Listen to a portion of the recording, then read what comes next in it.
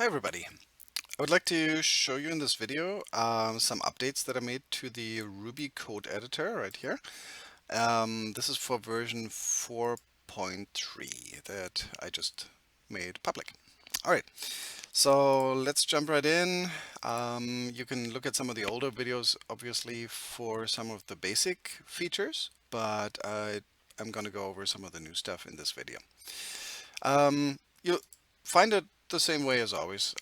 It's basically either the toolbar or the menu item, and then of course you can arrange it any way you like, whether you want it on top or the side, and do side-by-side modeling and coding. That's completely up to you, clearly. Okay, so what's new? For one, I changed the user interface a little bit, cleaned up the colors a bit, basically pulled in, some of SketchUp's colors. You see that if you switch to the light version as well. So this very much uses, user interface colors that you find in SketchUp these days. So it fits a little better. I'm gonna switch it back to dark because that seems to be my preferred mode. There's nothing new in the preferences other than that. Same as before, basically. Okay.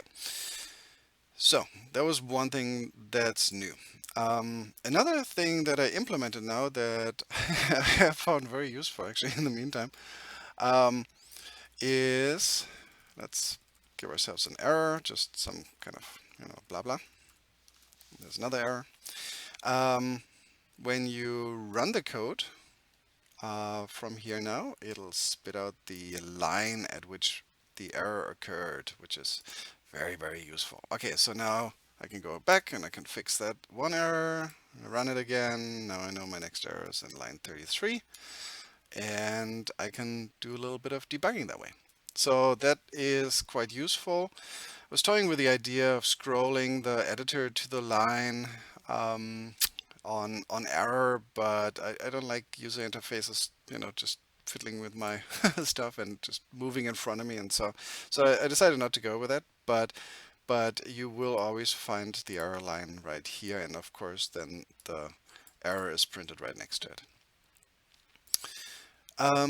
Okay, so that's one thing. Then there are a few more user interface items that are here now. Oh wait, let me show you. Well, let's start with this one actually. You can now open the plugin or extensions folder just simply by clicking on that. It just really opens it in your user interface, just as a convenient way to go there and look at what you got installed. Nothing too fancy. Every once in a while that might be useful. Then under, well, let's start with here. When you open a file, so let's open some file. We're gonna go right here. There.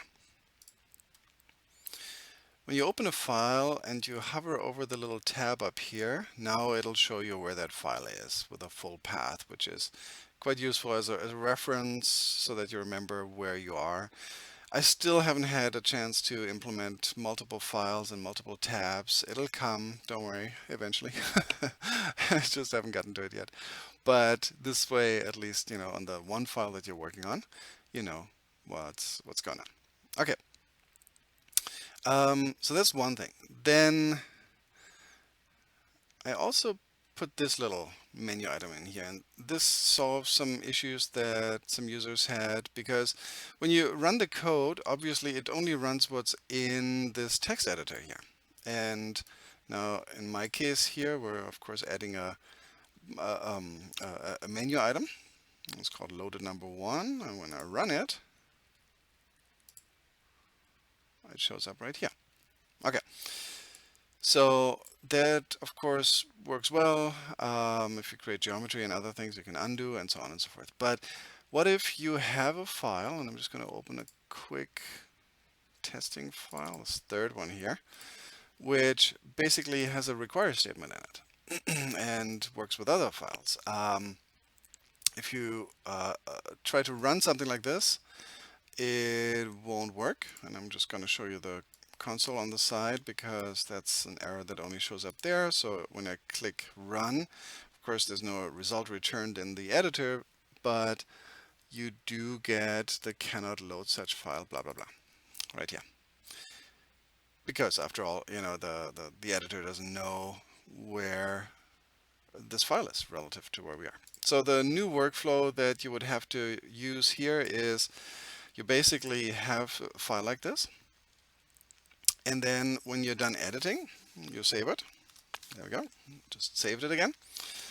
And then you go run, and you run a file basically with a load command. It's really simple, nothing too fancy there. But you would have to browse to that one file. But since we're already in the working directory, it's usually right there.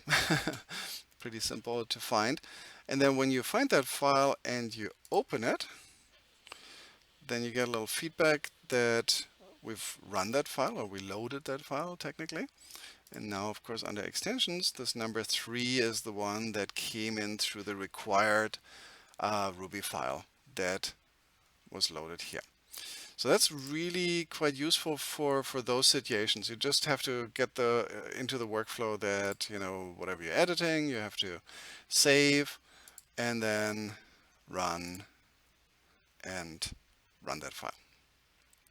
Let me know if there's any way to make your life easier with that. I could do something like run last file of sorts, but it may be less transparent, so that might be a little tricky to not mess things up. but this way at least you can work with files that have this. Now the other thing that you're gonna get is, what if there's an error in there? So I'm gonna save that, of course.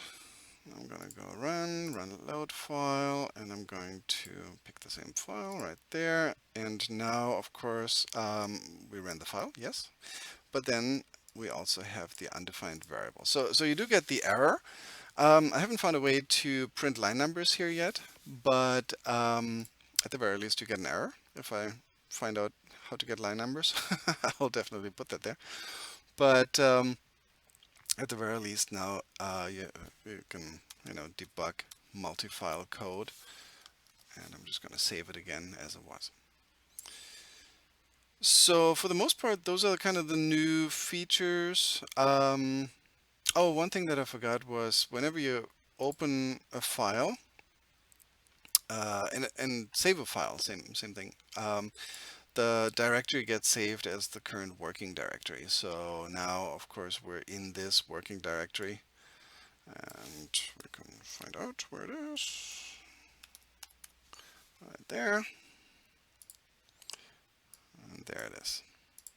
So that should make life a little bit easier too, because now everything's, I'm just going to reset this thing, everything is running relative to where you are.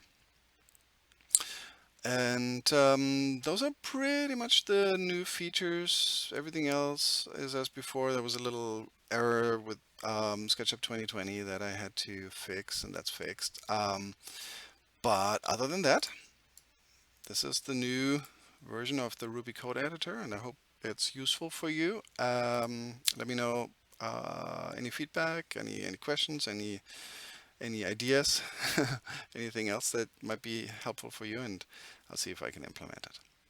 All right, talk soon.